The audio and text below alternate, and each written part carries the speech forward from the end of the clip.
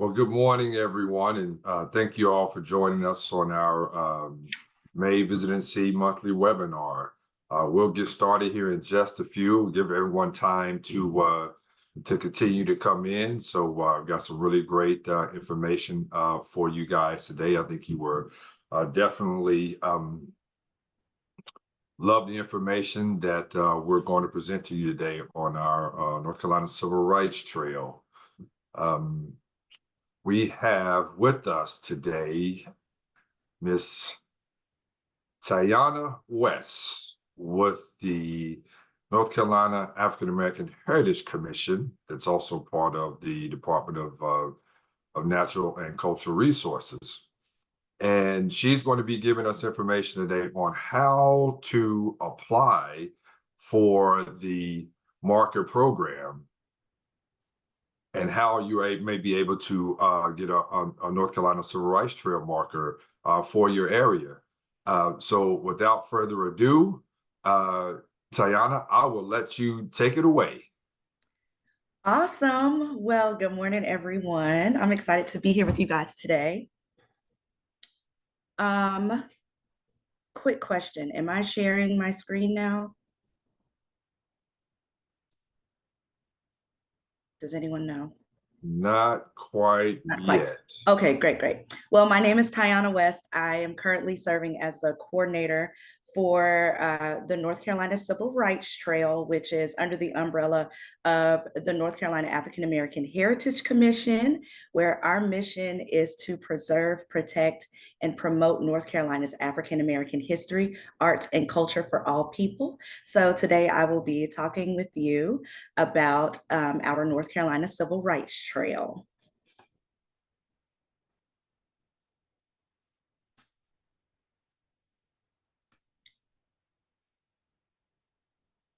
I am now the host. I will now share my screen. Let me make sure.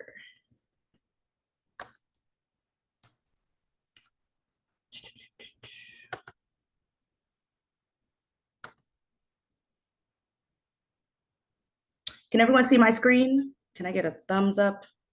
Yep, all good, all good. Awesome. So as I said just a second ago, the mission for North Carolina African American Heritage Commission is to preserve, promote, and protect African American history, culture, and arts for all people. We've been able to do that for these past few years with some of the programming that we have, to include Africa to Carolina, Freedom Roads, and Oasis Spaces, which is our Green Book Project traveling exhibit, just to name a few. But today we're going to be talking about the North Carolina Civil Rights Trail, where I am currently serving as the coordinator. So as coordinator for the North Carolina Civil Rights Trail, I oversee all the incoming applications, and I host workshops and webinars to help folks who are applying with their application process, just help walk them through that if they need help. And once those markers are approved, once they submit their application and everything is approved, I am in charge of ordering them through our company, CWA Studios, who handles all of our markers, and then getting them shipped out to the places where they will be erected. So the North Carolina Civil Rights Trail Marker Program began in 2020, and our goal was to join communities across the state of North Carolina to physically mark sites that were critical to the civil rights movement in our state. So it started in 2020, and between 2021 to 2023, we created a goal to place 50 markers in counties across the state that highlight the efforts of civil rights leaders or different organizations who were organizing during the civil rights movement. So we have been doing this since 2021. And our goal is 50. Right now, I believe we're at 19, including our virtual markers. So we are very excited. We've received more funding to be able to continue this effort. So that's why we're doing it here in 2024. So of course, we are not doing this work alone. We have our work being supported by a lot of folks, including yourselves here at Visit North Carolina, the North Carolina African American Heritage Commission, the William G. Pomeroy Foundation, and we're also connected with the North Carolina Department of Archives and Records, more specifically Ansley Wegner, who is our administrator for the North Carolina Highway Historic Marker Program. So those big black and white historic markers that you see along the highway, those are those markers. So let's chat a little bit about the application process. As I said, we're actually in round 6 of our application. So we are currently accepting applications between now and June 14th. We've got 19 physical markers awarded across the state of North Carolina. And when you include our virtual markers, which you can find on our website, there's an interactive map. We've got 25 markers. So we're still pushing toward that goal of 50 markers. So a lot of people have asked, in order to apply for a marker, what can be on our North Carolina Civil Rights Trail. So for the markers, we're looking for protests, rallies, and sit-in sites, birthplaces, or childhood homes of residences of civil rights icons. There's a quick caveat there. In order to honor a person, they would need to have been deceased for at least 25 years. To honor a specific person. We're also looking at spaces and places where civil rights icons have visited or stayed or spoke. We're also looking at educational spaces, so elementary schools, middle schools, high schools, colleges, those all qualify.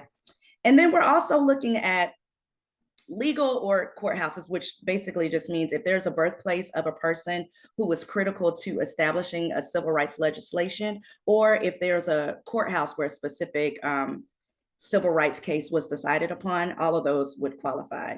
And I do want to say, one of the big goals for the North Carolina Civil Rights Trail is to highlight as much of North Carolina's Black history as possible. We have such a rich history here in our state, and we're not just looking at the bigger iconic events like the Greensboro 4 sit-ins and all those things. We're also looking at some of the not as known events or civil rights leaders in these smaller counties across the state of North Carolina. So our goal is to get as many of these across our state to kind of tell more of North Carolina's history. Here's an example of what the markers look like. They are 18 by 32 inches. It's cast aluminum marker, and it's got a 7-foot aluminum pole. Each marker will allow, the title line will have 15 characters. And then there's 5 body lines, and there has to have 27 characters each. And that includes spaces and punctuations. And at the top, you would see the North Carolina Civil Rights Trail logo. And then at the bottom, you would see African American Heritage Commission and the William G. Pomeroy Foundation in the year. So these are actually a lot smaller than your highway markers that you see when you're driving down these highways. It's a lot shorter, and we really did that so that they could be, that's not a word, but walk upable, so that you can walk up and view these. Okay, so who can apply for a Civil Rights Trail marker? Anyone who has a nonprofit group with a 501c3 designation, and that does include churches, academic institutions, so any schools, government entities. And so we've run into this a couple of times. If there's a potential applicant that is not connected to a church or a school, or doesn't have a nonprofit, they would reach out to me, the coordinator, and I would work closely with them to help them find an appropriate partnership so that they could continue with their application.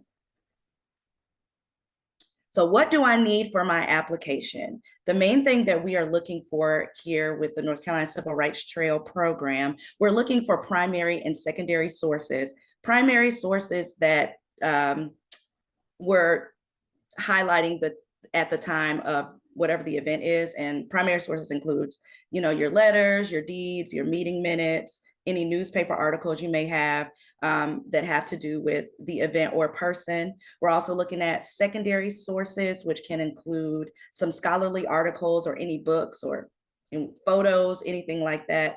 We also would like a bibliography of all of your primary and secondary sources. And that kind of freaks people out a little bit. I'm not asking for, a big scholarly bibliography, we need just a list of all of your sources where we can find them. Also, we would like a historical essay. So give us more detail about what you'd like to highlight or who you'd like to highlight, and tell us why it's important to you, why you feel like it should have a civil rights trail marker. Like, really, this is an opportunity for the applicant to tell us their story. And also, like we said before, you have to be affiliated with one of the organizations, an academic institution, a government entity, or a nonprofit. You would need to have a letter of support from said organization. So for instance, we have a new marker that's coming to Johnson C. Smith University. They had to have a letter of support from the board of the school, and then also a support from the landowner granting permission for us to stick a pole in their dirt. And please, we try to prevent people from handwriting their application. So if you could type it, that would be best for us.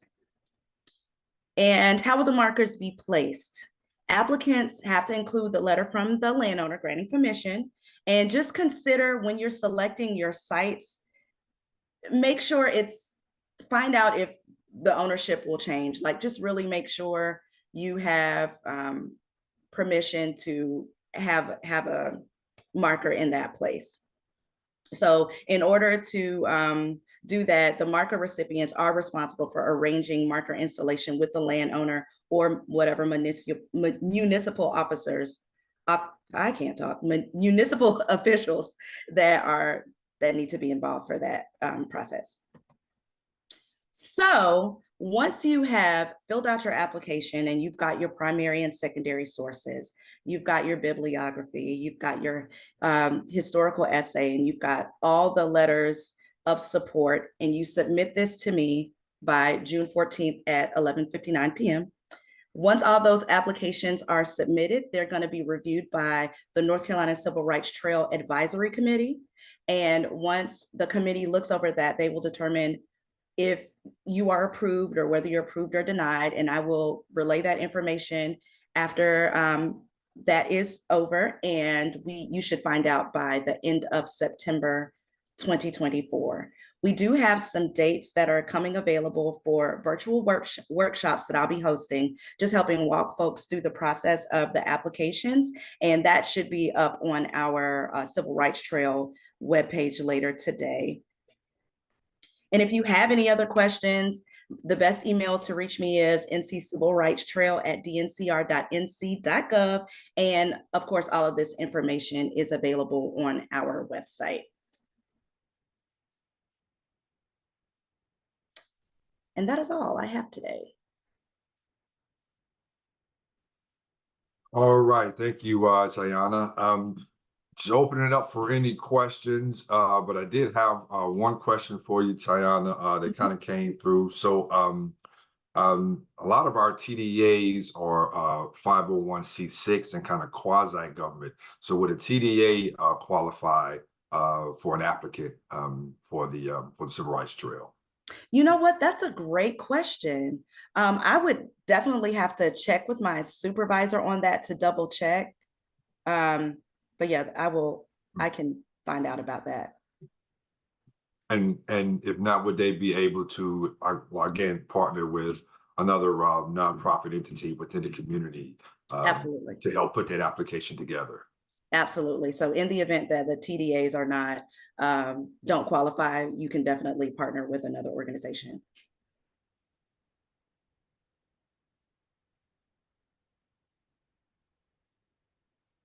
Let's see, one more question here. So how do we know if or where there might be markers in our community or county? If you visit our website, we have a virtual map that lists all of our Civil Rights Trail markers and where they are in the state of North Carolina. No, perfect. And another question would be if they're not able to make the June 14th deadline, will there be another process after June 14th, or would that be the last one? I am not sure. Last year when I began, we said that we were at the end, and then we received more funding for another year. So as of right now, this is the last round, but I would just stay tuned because there could be another one. Okay. Another question would be, Tiana, is do we need to seek approval from DOT if the sign is close to a sidewalk or street? Yes, we will recommend doing Okay. that. Recommend. Great. All righty.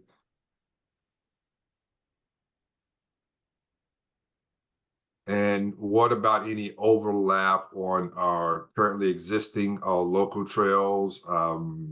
Like for instance, there's already a local African American Heritage Trail within the community that would there still be a market able to be included within those parameters if there's already kind of an African American Heritage Trail established within the community? I don't see why not. I would say that if you're interested in applying in a space where there's already something like that in the area, I would submit an application and find out from the committee, because we've had some applications come through and then we weren't even allowed to continue with the application because there were other outside, stipulations. So I would check with us and then also double check with that other organization to see if that's a thing.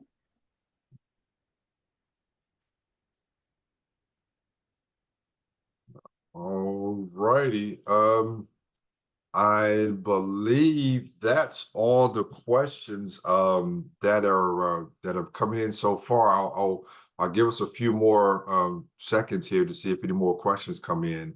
But the great thing about this program is that Tiana is kind of here or there at the commission to answer any questions for you. So if you do want to apply, for one of the markers, it's easy to just contact Tiana in her office, and she can answer those questions for you as you're putting your application together. Is that correct, Tiana?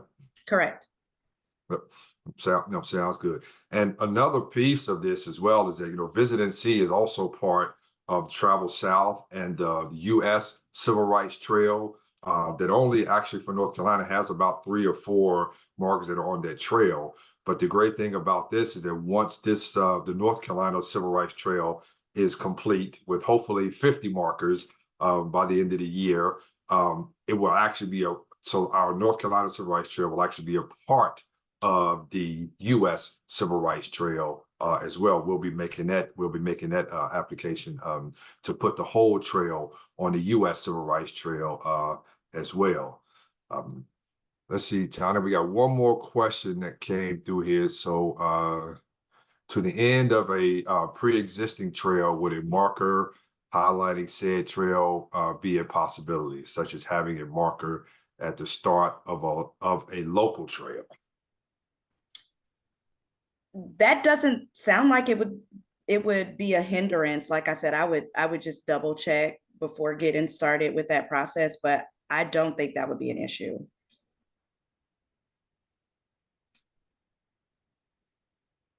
Okay. And will the presentation be online? Yes, we are recording this as well. So you can also go on to the North Carolina African American Heritage Commission's website to get more information. But this presentation will also be recorded and on the Visit NC Partners page as well. So you definitely have access to that also.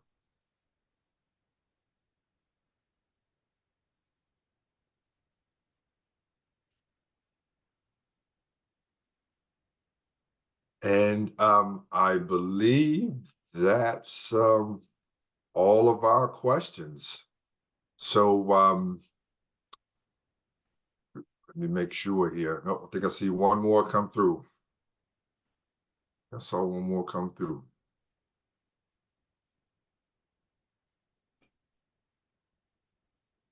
So someone just wanting to share this format with their historical entities. So yeah, again, this is recorded. So you should be able to share this with any historical entities within your community. And they'll have access not only to this presentation, but again, also they can definitely reach out to the North Carolina African American Heritage Commission and get the information from their site as well.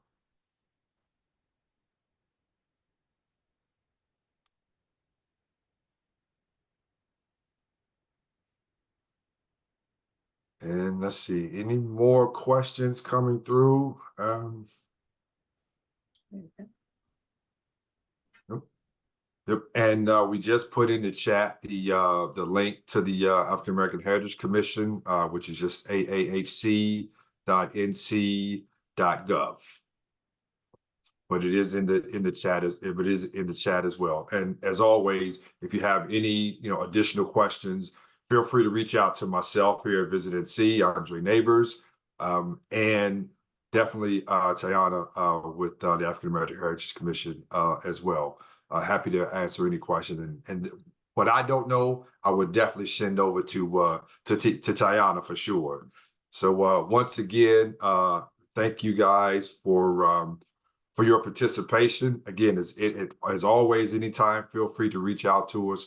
We'd be happy to help you guys out and get this information to you. We think this is a great project and a great program, and we want to get those 50 markers in within the end of the year. Tiana, anything else you would like to add? No, thank you all for having me. And like Andre said, if you all have any questions, feel free to contact me, and I'm happy to help.